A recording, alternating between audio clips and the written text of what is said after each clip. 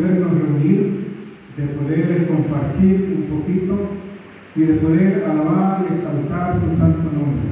Quiero decirles que no hay nada más importante que magnificar su nombre.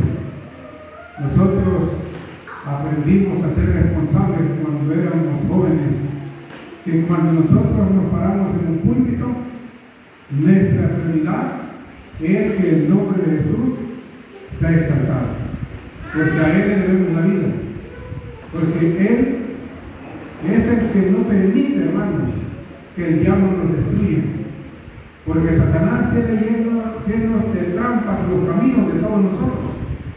Él está esperándonos, el cazador dice que está como un león rugiente, todos los días, todas las horas, todos los minutos, tratando de devorarnos, tratando de eliminarnos.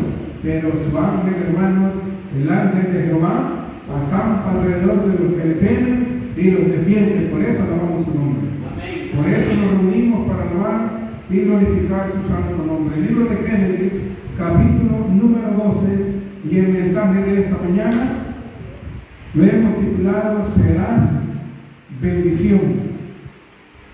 ¿Cómo se llama? Serás bendición.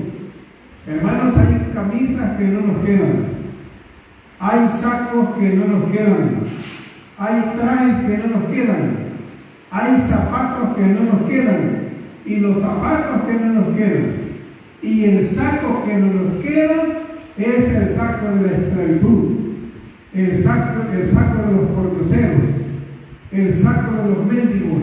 Esos sacos no nos quedan, porque nosotros fuimos llamados y escogidos por Dios para hacer bendición. Así es que Pablo, hermanos, nos enseñó la lección, y en el programa de esta mañana, que no importa cuál sea nuestra condición o nuestra circunstancia, el nombre de Dios siempre debe ser exaltado en nuestra vida. Las personas deben ver en nosotros a seres que confían en un Dios todopoderoso, sin importar las circunstancias. Yo, repasando, hermanos, la historia de José, el bisnieto de Abraham, me doy cuenta que José, desde pequeño, Dios lo había escogido. Y mire qué interesante que el padre dice que Jacob le hizo una túnica de colores, porque era una túnica que lo separaba de todo, lo diferenciaba. Era la vestimenta real, solo los reyes se vestían de colores, hermanos. Todo el pueblo estaba con una túnica de un solo color. Pero el rey vestía todos los colores, morado, púrpura, rojo, carmesí, todos los colores que resaltaban. Entonces José, desde pequeño había sido escogido, pero miren, Satanás, hermanos, la vestimenta que le puso la vestimenta de pordiosero, le puso la vestimenta de esclavo, le puso la vestimenta de preso, hermano, porque en la casa tenía su propio vestido. Pero mire qué lindo, que al final de su historia, como Dios lo llamó para otra cosa, a pesar de todos los procesos que pasó, pero al final de la historia llegó a ser bendición. Y cuando los hermanos estuvieron ante él, ellos pensaron que iba a vengarse de lo que le habían hecho, pero él les dijo: el Señor me mandó delante de vosotros. ¿Para qué? Para hacer bendición. Él sabía que era bendición. Nosotros tenemos que saber, hermanos, que hemos sido llamados, que Dios nos escogió, que Dios nos llamó para hacer bendición. Los procesos, lo que la vida nos trae, las cosas que ocurren, nos van a ocurrir siempre, hermano. Un día vamos a estar de una manera, otro día vamos a estar de otra manera, pero lo que nunca debemos de olvidar es que Dios nos llamó y nos llamó para hacer bendición. Así es que en este mundo, hermano, algunas veces no nos aceptan, algunas veces no nos quieren, pero nosotros hemos sido llamados para hacer bendición. Yo les he contado muchas veces que en una ocasión éramos empleados de una fábrica, y en la fábrica, bueno, cuando uno va a buscar trabajo, le dice: usted puede trabajar 24/7. Antes no decía 24/7, solo le preguntaban: ¿tiene disponibilidad de horario? Sí, bueno. Pero el día sábado, uno sabe que no tiene que trabajar. Entonces yo me acuerdo que cuando entré a trabajar, me dijo: ¿usted puede trabajar sin dificultad de horario? Sí. Y entonces, pero yo ya sabía que el sábado no iba a ir.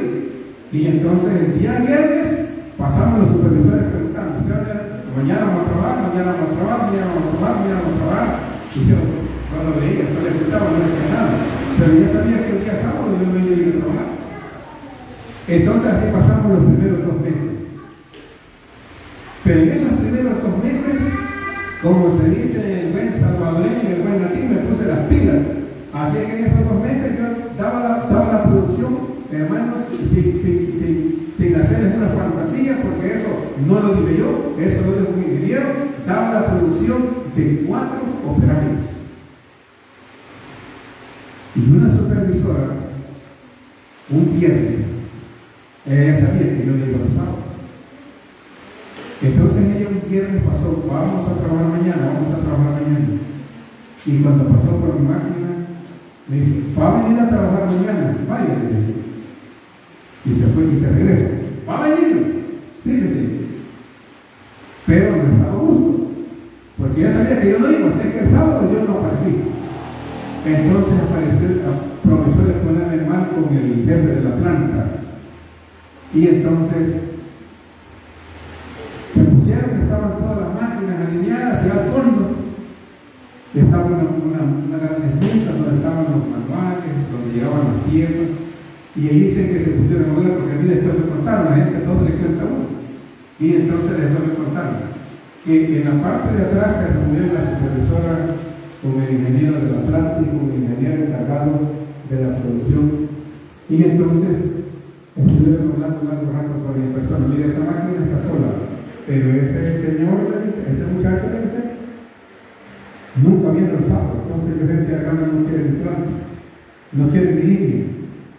Y entonces vino el encargado de la producción y llamó al encargado de la planta, de esa línea, de ese sector, y le dice, mire, esto. Y le digo al ingeniero, el encargado de esa línea, y le dice, mira, fulano, le dice, porque le digo el nombre, mira, fulano, dice, que le digo, para despedir a ese hombre, aquí tengo que meter 4 máquinas para que me den la producción que él me da en la semana. Así es que él me está dando en la semana lo que 4 trabajadores vienen a hacer el día sábado. Así es que deja de molestar. ¿Te das cuenta, hermano? Nosotros podemos honrar a Dios. Nosotros podemos servir a Dios. Y así pasamos, hermanos. Trabajando. Y siempre venía otra y quería que fuera a trabajar el sábado, venía otra y quería que fuera a trabajar el sábado, nunca fui. Finalmente me cansé de que me molestaran y un día me presenté a recursos humanos y le dije yo a la licenciada, fíjese que vuelvo a renunciar. Y eso don Luis me dice, no es que, bueno, en esos días estaba joven, porque decían don Luis, creo que es porque siempre he sido pastor. Pero bueno, me dice, mire don Luis, ¿y por qué quiere renunciar? Pues es que el centro hay poco trabajo y a veces no hay los extras, porque siempre después de las 4 nos quedamos a hacer los ejemplos. Pero yo realmente ya no quería estar ahí. Ya había visto otras ventajas, otras oportunidades. Y entonces me dice, mire, quédese un mes más, deme 30 días. En 30 días yo le resuelvo, vamos a hacer una lista de despido y vamos a incorporar para que usted reciba algo de su tiempo. Porque si no sabe decir nada, y usted es una buena persona, como un empleado. Entonces, ella pudo haberle dicho en ese momento, sí, no hay problema, váyase. Pero no, me dijo, no le vamos a dar nada. Y de ese poquito que me dieron, hermanos, compramos la máquina número 1 que nos hizo ser independientes, donde pusimos ya nuestro primer taller, nuestra primera sastrería, empezamos a formalizarnos poco a poco, pero quiero decirles, hermanos, que cuando yo recibí ese dinero, empezamos a trabajar y de repente un día encuentro a unas personas que trabajaban conmigo en la fábrica, éramos compañeros en la fábrica, y les dije yo, feliz, ¿qué andan haciendo? ¿Prefieren una de trabajo? ¿Qué andan haciendo por aquí? ¿Tienen vacaciones? No, me dice, si un mes después que te despidieron vos, el cliente que le daba a la empresa la mayor cantidad de trabajo, cerró el negocio, ya no dio trabajo. Y la fábrica, mira, cerró. Y tanto me había molestado para que fuera a trabajar el sábado, nunca fui al fin que me Y miren, al final se quedó un montón de gente sin trabajo. Porque uno donde está es una bendición. El mundo no cree, hermano, que si esta generación no es consumida, es porque vemos hijos de Dios que somos bendiciones. Y por nuestra presencia es que este mundo no es destruido. ¿Cuántas alabas a Dios por eso? Dios se cuenta, hermano. Dios se cuenta. Así es que dice el libro de Génesis, capítulo número 12, verso 1. Pero Jehová había dicho a Abraham: vete de tu tierra y de tu parentela y de la casa de tu padre a la tierra que te mostraré. Vete de tu tierra. Dejar, hermanos, la tierra, trasladarse a otro lugar, es dejar las costumbres, dejar la cultura, dejar las tradiciones, dejar lo que se hace en un lugar para ir a buscar ambiente y acomodarse en otro lugar. Deja tu tierra. Ese es el mensaje que Dios le da a Abraham. Abraham es el nombre de una estrella. Antes a los niños les ponían el nombre de una estrella, igual que hoy, que hay un almanaque. Hay un almanaque y ahí vienen los nombres. Yo de seguro que ahí decía San Luis, porque me pusieron así. Pero el caso es de que hay un almanaque donde la gente mira los nombres. Hoy muchos miran la Biblia y dicen: este nombre de la Biblia me gusta, y le ponen a su hijo un nombre bíblico.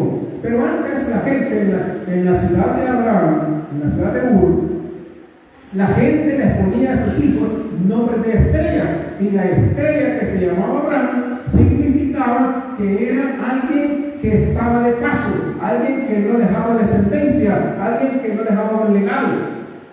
Entonces Abraham, el nombre de él significa alguien que no tiene un heredero, alguien que es como un árbol que da frutos, ¿verdad? ¿Y qué pasa con árboles que no dan frutos? Porque dice que es más que este árbol, le metemos el hacha y sirve para acá. Entonces Abraham, la familia de él, lo habían destinado a que iba a ser su heredero, no iba a dejar un legado, estaba simplemente de paso y sería completamente olvidado, porque no dejaba a nadie que lo recordara. Además de eso, cuando se casan, no pueden embarazar a la Sara, porque Sara, sin hacerse el examen, dice que salió fregada él con el nombre y fregada ella con la matriz. No podía hacer nada. Así se le dijo.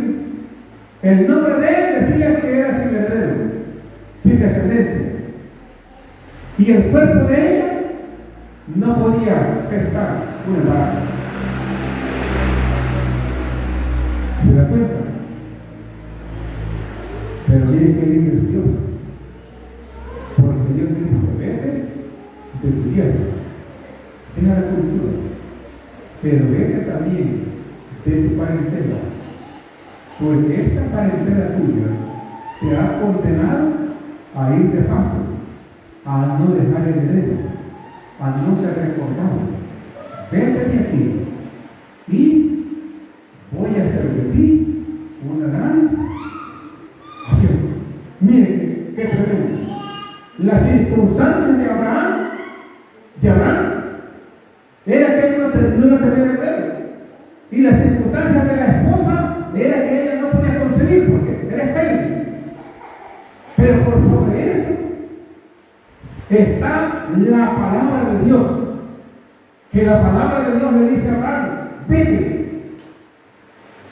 Y cuando usa la expresión de separarse, de dejar la parentela, dicen los eruditos que significaba cortar el cordón umbilical. Y esa es la palabra que se usa cuando en Génesis se habla del matrimonio, que dice: dejará a su padre y a su madre, es decir, cortará el cordón umbilical para hacer una nueva familia. Y eso le dice el Señor: corta ese cordón. Es raro este llamado, o sea, el llamado de Abraham no es como el llamado a Jeremías, no es como el llamado a Moisés. Dios hace diferentes llamados.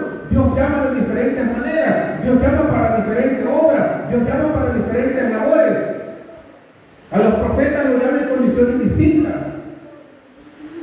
Pero algunos los escoge de manera diferente. Y Abraham le dice, vete, deja eso atrás. Y lo que le está prometiendo, hermanos, es algo que va a superar la cultura, va a superar su nombre, va a superar las circunstancias, porque Sara es estéril. Y va a superar eso, porque de ella dice que va a venir una descendencia. Y no solo una descendencia, porque después le dice a Abraham, ya no te vas a llamar Abraham, te vas a llamar Abraham, porque ahora vas a ser padre de qué? Padre de multitudes. Y de esas multitudes era José, hermanos.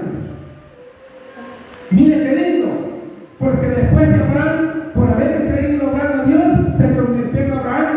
Después vino Isaac, el hijo de él, que también le creyó a Dios, que también aceptó la bendición de Dios, que también aceptó la promesa de Dios. Y después de Isaac vino Jacob. Jacob venía con Esaú. Esaú había sido el llamado, era el escogido. Sin embargo, a pesar de ser el escogido, Esaú era el imprudente. Esaú no creía en la palabra de Dios. Pero Jacob sí creía. Jacob sí confiaba. Por eso es que la bendición y la promesa no descansó sobre Esaú, sino que descansó sobre su hermano Jacob. Y descansó sobre él, porque a pesar de que Jacob era bien tremendo, hermano, tremendo, pero en él descargó la promesa, porque él la creyó. Es que las promesas de Dios descansan en aquellos que las pueden, que las logran creer. Dios tiene promesas para todos, hermanos, solo que muchos no las creen, porque con facilidad creemos. Cuando el médico dice, usted tiene una enfermedad terminal, tiene una enfermedad que no se la puede curar en ninguna medicina, no hay medicamento, no hay ningún procedimiento, no hay tratamiento, y lo queremos tanto que se nos van los colores, se nos va el mundo, se nos cae el mundo, sentimos que estamos perdidos, porque le creímos. ¿Y por qué las promesas de Dios no logramos creerlas? Porque Dios tiene promesas para todos. Dios tiene promesas maravillosas. Y Jacob le creía la promesa. Y el hijo de Jacob, José, le creía la promesa.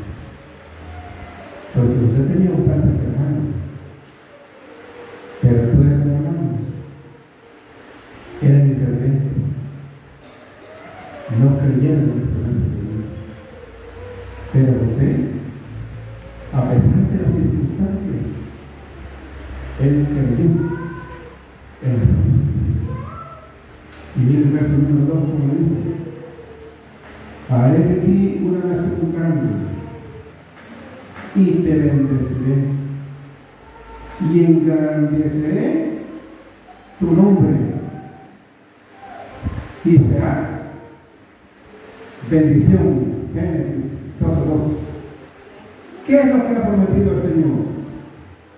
Número 1, dejarnos un legado. Dejar que después, cuando ya no estamos nosotros, haya memoria de nosotros. Porque eso sería triste, hermano, que ya no hubiese memoria de nosotros, que nadie nos recordara de aquí a 50 años. Pero de aquí a 50 años vamos a ser recordados. ¿Por qué? Porque Dios es bueno y nosotros le creemos a sus promesas. Te voy a engrandecer tu nombre y te voy a bendecir y te voy a convertir en bendición. Y eso,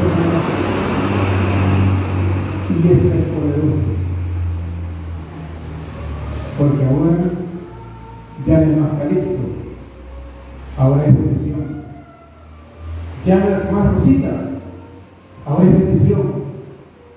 Ya no es más Cristina, ahora es bendición. Entonces, como hoy ya no somos los tristes, los esclavos, los sufridos, ya no vamos por el mundo cabizbajos. Porque no hay nada más triste, hermano, que ver a un cristiano que va por la vida como el ser más sufrido. Como dijo, ¿qué recibiremos de Dios? Todo el bien, lo bueno lo recibiremos y lo malo no lo recibiremos. Porque hoy somos bendición. Entonces, como somos bendición, debemos de demostrar que somos bendición en la alegría y en la tristeza, en la abundancia y en la escasez, en la salud y en la enfermedad. En todo tenemos que ir, debemos ir con la frente en alto, sabiendo que somos bendición. Verso número 3. Bendeciré a los que te bendijeren, y a los que te maldijeren, maldeciré. Y serán benditas en ti todas las familias de la tierra. Y el verso número 4, mire qué lindo lo que dice. Y se fue Abraham, porque decidió obedecerle aquí. Y ya el libro de Hebreos, cuando habla de los padres, cuando habla de los que dejaron, muy legado, no había pasado un año, no había pasado una década, no había pasado un siglo,